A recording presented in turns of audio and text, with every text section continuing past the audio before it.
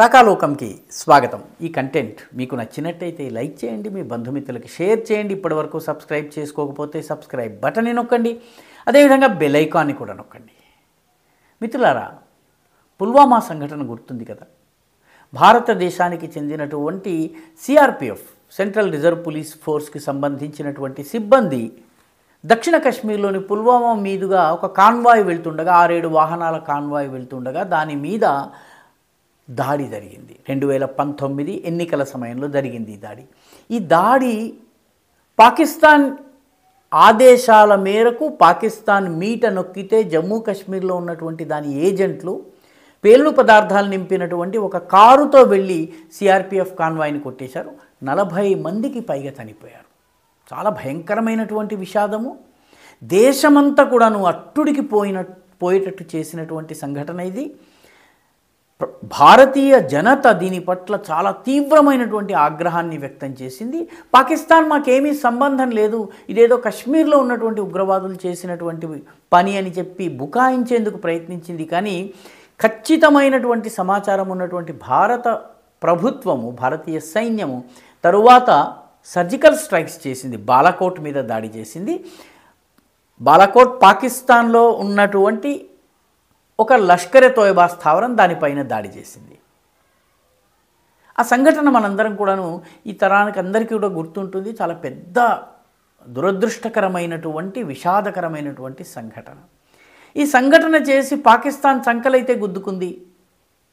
ఆ తరువాత surgical strike జరిగితే జరగలేదని బుకాయించింది. కానీ ఇప్పుడు జరుగుతున్నది ఏంటి? ఇప్పుడు పాకిస్తాన్ ఏ పుల్వామా దాడి అయితే భారతదేశంలో చేసిందో అదే పుల్వామా తరహా దాడి ఈరోజు పాకిస్తాన్లో ఉన్నటువంటి బలూచిస్తాన్ రాష్ట్రంలో జరిగింది. ఆదివారం రోజు బలూచిస్తాన్లోని తుర్బత్ ప్రాంతంలో, బలూచిస్తాన్లో చాలా పెద్ద రాష్ట్రము, పాకిస్తాన్లోని 60% భూభాగము బలూచిస్తాన్ రాష్ట్రము, జనాభా మాత్రం మొత్తం పాకిస్తాన్ జనాభాలో 5% ఉంటుంది. బలూచ్ ప్రజలు స్వాతంత్రం కోసం పోరాడుతున్నారు. నిజానికి వాళ్ళు ఏ రోజు కూడా పాకిస్తాన్లో అంతర్భాగం కాదు. బలూచిస్తాన్ రాజైనటువంటి ఖాన్ ఆఫ్ కలాత్ని బలవంతంగా పాకిస్తాన్ భయపెట్టి బెదిరించి సంతకం చేయించి పాకిస్తాన్లో కలుపుకున్న తరువాత 6 సార్లు ప్రజలు తిరుగుబాటు చేస్తే 6 సార్లు సైన్యాన్ని పంపి ఏరియల్ అటాక్స్ చేసి, వైమానిక దాడులు చేసి, విధ్వంసం సృష్టించి, రక్తపు టేర్లు పారించి పాకిస్తాన్ బలూచిస్తాన్ని కలుపుకునుంది. ఆ బలూచిస్తాన్లో ఇప్పుడు పాకిస్తాన్ ప్రభుత్వము నామకహ క్వెట్టాలో ఉంటుంది, రాష్ట్ర రాజధాని. దాంతోపాటు తుర్బత్ అనేటటువంటి ఒక ఆర్మీ కంటోన్మెంట్. తుర్బత్ ఆర్మీ కంటోన్మెంట్ నుంచి పాకిస్తాన్ ఆర్మీకి చెందినటువంటి కొన్ని వాహనాల కాన్వాయ్ బయలుదేరింది, మన పుల్వామాలో బయలుదేరినట్లుగానే.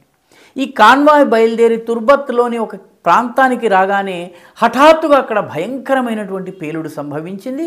మొత్తము తాజా వార్తలు అందేటప్పటికీ 10 మంది చనిపోయారు, దాదాపు 40 మంది తీవ్రంగా గాయపడ్డారు. ఈ గాయపడ్డ వాళ్ళల్లోనూ చాలామంది పరిస్థితి చాలా క్రిటికల్గా ఉంది. అంటే పుల్వామాలో ఏదైతే చేసిందో పాకిస్తాన్, ఇప్పుడు పాకిస్తాన్ సరిగ్గా దానినే అనుభవిస్తోంది. పాకిస్తానీ ఆర్మ్డ్ ఫోర్సెస్ మీద దాడి బలూచిస్తాన్కి సంబంధించినటువంటి బలూచ్ లిబరేషన్ ఆర్మీకి సంబంధించిన సాయుధులు చేశారు. పాకిస్తాన్కు సర్జికల్ స్ట్రైక్స్ చేసేటటువంటి సాహసం కూడా లేదు, ఆ పరిస్థితి కూడా లేదు. ఎందుకంటే బలూచిస్తాన్లో చేస్తే సర్జికల్ స్ట్రైక్స్ బలూచిస్తాన్లో చేయాలి, తన భూభాగంలోనే చేసుకోవాలి. తప్పిదారి తాలిబాన్ల మీద సర్జికల్ స్ట్రైక్స్ చేసే ప్రయత్నం చేశారు. అది ఇప్పుడు పాపం వడ్డీతో సహా తిరిగి వస్తుంది. వాళ్ళు అసలు ఇప్పటికే ఖైబర్ పఖ్తూన్వాని పూర్తిగా విముక్తం చేసేటటువంటి పరిస్థితిలో ఉన్నారు. పెషావర్కి 100 కిలోమీటర్ల దూరంలో ఈరోజు అఫ్ఘాన్ తాలిబాన్లు వచ్చి ఉన్నారు. తహ్రీక్ తాలిబాన్ పాకిస్తాన్ కూడా రకరకాల దాడులతో పాకిస్తాన్ని చికాకు పెడుతుంది. అంటే పుల్వామా వంటి దుష్ట సంఘటనకు కారణమైనటువంటి పాకిస్తాన్కు, పుల్వామా వంటి విషాదానికి కారణమైనటువంటి పాకిస్తాన్కు ఇప్పుడు బలూచిస్తాన్లో తన ఆర్మీకి కూడాను అదే రకమైనటువంటి దాడిని ఎదుర్కోవాల్సి వచ్చింది. అంతకన్నా భయంకరంగా ఉంది.